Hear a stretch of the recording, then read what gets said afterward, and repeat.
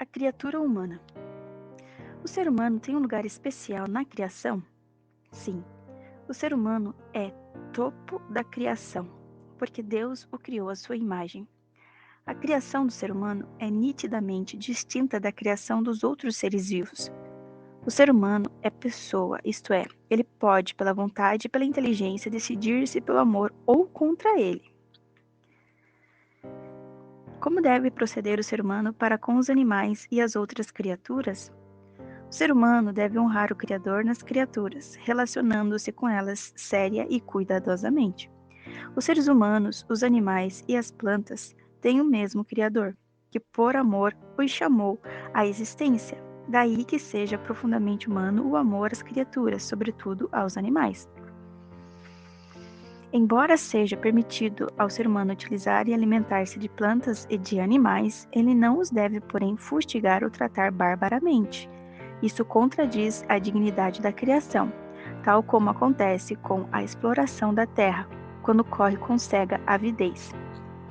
O que significa dizer que o ser humano foi criado à imagem de Deus? Ao contrário das coisas sem vida, das plantas, dos animais, o ser humano é uma pessoa dotada de espírito.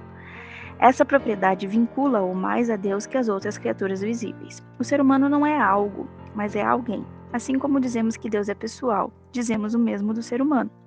Um ser humano logra pensar para além do seu horizonte imediato e estimar toda a amplitude do ser. Ele até consegue, a uma distância crítica, conhecer-se a si próprio e trabalhar em si mesmo. Enquanto pessoa, ele pode perceber os outros, compreendê-los na sua dignidade e amá-los.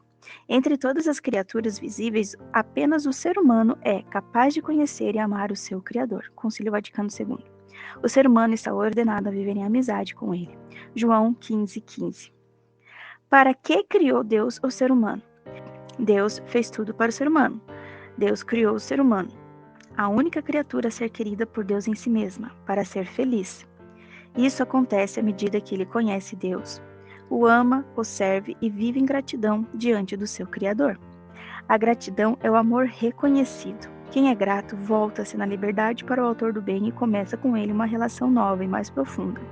Deus gostaria que conhecêssemos o seu amor e vivêssemos desejar toda a nossa vida numa relação com ele. Essa relação permanece eternamente.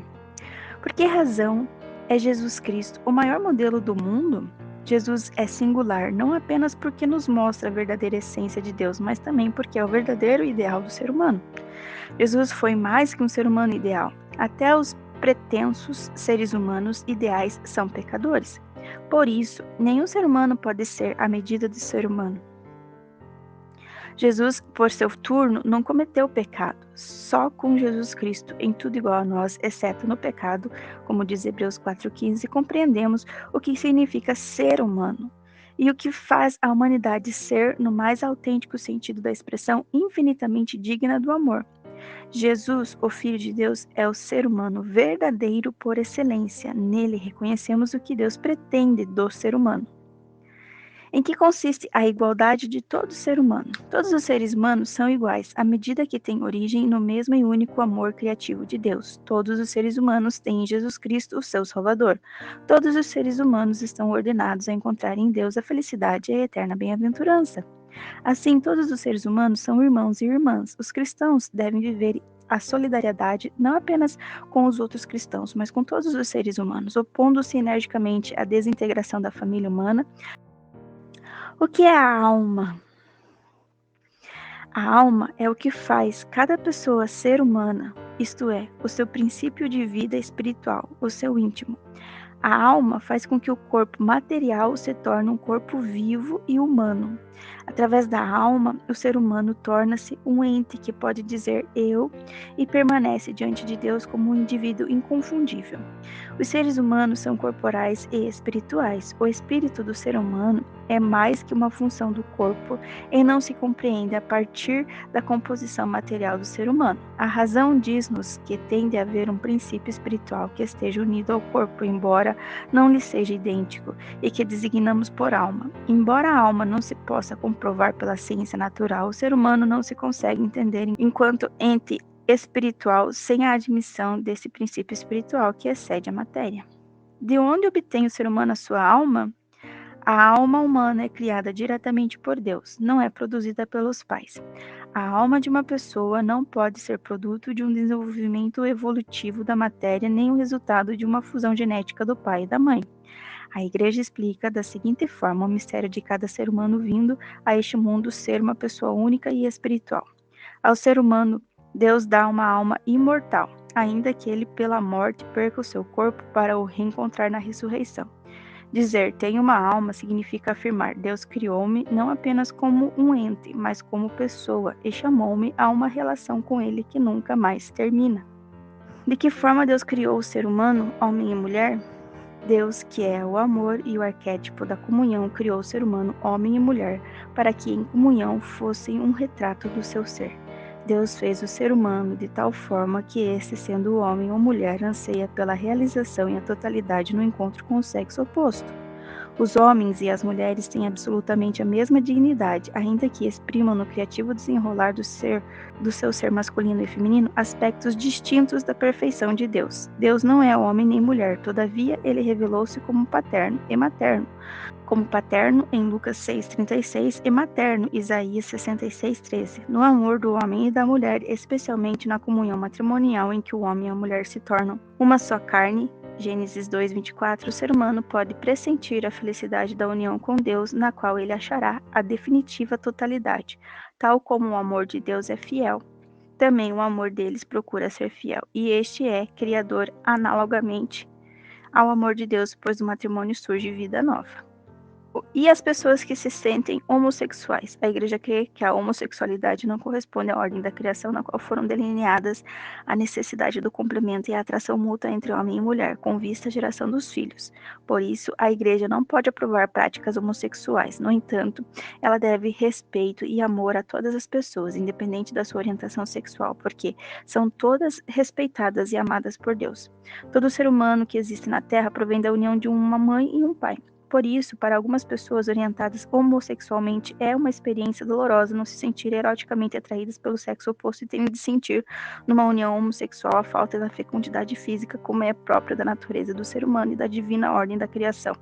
Frequentemente, contudo, Deus chama a si por vias inusitadas. Uma carência, uma perda ou uma ferida, assumida ou aceite, pode tornar-se um trampolim para se lançar nos braços de Deus, aquele que tudo corrige e se deixa descobrir mais como Redentor que como Criador. Estava no plano de Deus que o ser humano sofresse e morresse? Deus não quer que o ser humano sofra nem morra. A ideia original de Deus para o ser humano era o paraíso, vida eterna e paz entre Deus, o ser humano e o seu ambiente, entre homem e mulher. Por vezes sentimos o modo como a vida deveria ser, como nós deveríamos ser, mas de fato vivemos em guerra com nós próprios, somos determinados pela angústia e por paixões descontroladas e perdemos a harmonia original com o mundo e por fim com Deus. Na Sagrada Escritura, a experiência dessa alienação é expressa na história da queda original. Porque o pecado se introduziu furtivamente, Adão e Eva tiveram de abandonar o paraíso no qual estavam em harmonia consigo e com Deus. A fadiga laboral, o sofrimento, a mortalidade e a inclinação para o pecado são indícios da perda do paraíso. Complemento. O amor vem de Deus, e todo aquele que ama nasceu de Deus e conhece a Deus. 1 João 4,7. Reconhece-te como imagem de Deus e envergonha-te se te revestires de uma imagem estranha. São Bernardo de Claraval. Desconfia daquela alegria que não é também gratidão. Theodor Heiker. Se a única oração que fizesses em toda a tua vida fosse apenas eu te agradeço, isso já bastaria. Mestre Eckhart. Suportado pela fé, o agradecimento pode também penetrar aquilo que é árduo, e à medida que consegue, transforma. Romano Guardini. Ele é a imagem de Deus invisível, o primogênito de toda criatura. Por ele e para ele tudo foi criado. Colossenses 1,15. Eis aqui o homem, João 19,5. Com essa expressão, Pilatos apresentou ao povo Jesus flagelado e coroado com uma coroa de espinhos. Ele tornou-se aquilo que somos para poder fazer de nós aquilo que era. Santo Atanásio de Alexandria. Abre a tua boca a favor do que não tem voz, pela causa de todos os fracos. Provérbios 31:8. Faz bem ao teu corpo, para que a alma tenha o prazer de nele habitar. Santa Teresa de Ávila. O ser humano torna-se realmente ele mesmo quando o corpo e a alma se encontram em intimidade e unidade. Se o ser humano aspira a ser somente espírito e deseja rejeitar a carne como uma herança apenas animalesca, o espírito e o corpo perdem então a sua dignidade. E se ele, por outro lado, renega o espírito e, consequentemente, considera a matéria, o corpo, como realidade exclusiva, perde igualmente a sua grandeza. Bento XVI. O ser humano está unido a todos os seres vivos pela sua proveniência terrena e só se torna humano através da sua alma, insuflada por Deus. Isso concede-lhe a sua inconfundível dignidade, mas também a sua responsabilidade única. Cardeal Christoph. Deus criou o ser humano à sua imagem, criou a imagem de Deus. Ele o criou homem e mulher. Gênesis 1, 27. Não é bom que o homem esteja só. Vou dar-lhe uma auxiliar semelhante a ele. Gênesis 2, 18. Penetrando com o pensamento no conjunto da criação de Gênesis 2, 18, 25 e interpretando-o à luz da verdade sobre a imagem e semelhança de Deus, podemos compreender ainda mais plenamente em que consiste o caráter pessoal do ser humano, graças ao qual ambos, o homem e a mulher, são semelhantes a Deus. Cada homem é a imagem de Deus enquanto criatura racional e livre, capaz de conhecê-lo e amá-lo. O homem só pode existir como unidade dos dois e, portanto, em relação a uma outra pessoa humana. Trata-se de uma relação recíproca. Ser pessoa à imagem e semelhança de Deus comporta, pois, também um existir em relação em referência ao outro, eu.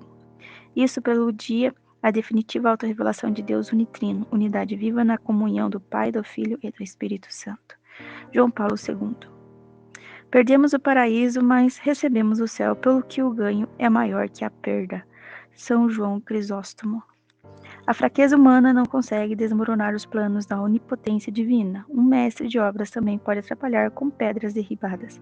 Cardeal Michael Faulhaber. Afastar-se de ti, Deus, significa cair. Virar-se para ti significa levantar-se. Permanecer em ti significa apoio seguro. Santo Agostinho.